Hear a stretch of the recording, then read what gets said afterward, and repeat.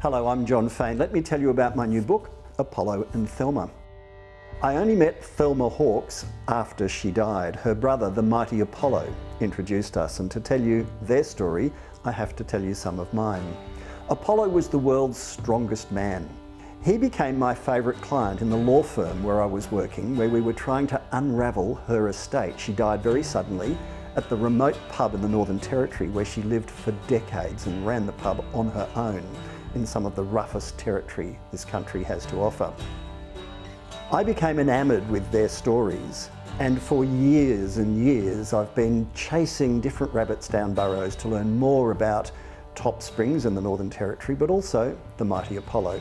He was famous for having an elephant stand on him, and he survived, and he used to pull trams and fire engines and trucks with a toggle in his teeth.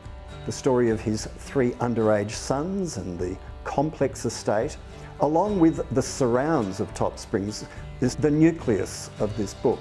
What was compelling about Top Springs, where Thelma's pub was that it was just down the road from Wave Hill, as it used to be called, the scene of the Gurindji walk-off, the famous trigger for land rights in Australia. You might all recognise Gough Whitlam pouring sand into the hands of Vincent Lingiari. In exploring Thelma's life and uncovering some of her secrets, I revisit the Gurindji walk-off and discover there's much more to it than we've been told.